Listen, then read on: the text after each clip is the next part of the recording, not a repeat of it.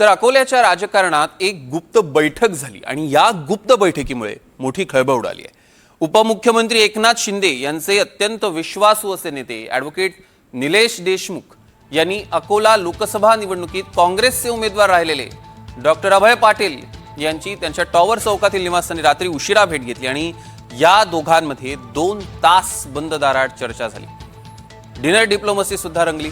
अकोल्याच्या 2023 मधील लोकसभा निवडणुकीत काँग्रेस पक्षाचे पराभूत उमेदवार यांच्यासोबत ही चर्चा झाली। त्यामुळे डॉक्टर अभय पाटील शिवसेनेच्या वाटेवर असल्याची जोरदार चर्चा आहे। आपण दृश्यांमध्ये बघू शकतो अकोल्यात राजकीय वर्तुळात चर्चांना उधाण आलेलं आहे, कारण निलेश देशमुख आणि अभय पाटलांची बंद दाराआड चर्चा झालेली आहे। त्यामुळे या बैठकीतनं पुढे काय निष्पन्न होतं हे बघणं अत्यंत महत्त्वाचं ठरेल।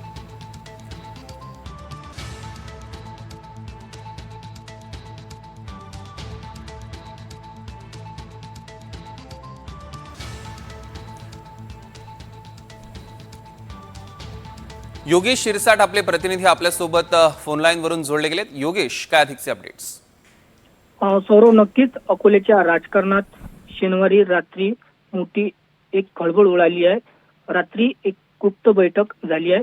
दरम्यान उपमुख्यमंत्री एकनाथ शिंदे यांचे अत्यंत विश्वासू ॲडव्होकेट निलेश देशमुख यांनी लोकसभा निवडणुकीत काँग्रेसचे उमेदवार राहिलेले डॉक्टर अभय पाटील यांच्या निवासस्थानी रात्री भेट घेतली आणि या दोघांची रात्री 2 तास बंद दारात चर्चा झाली आणि डिनर डिप्लोमसी सुद्धा रंगली।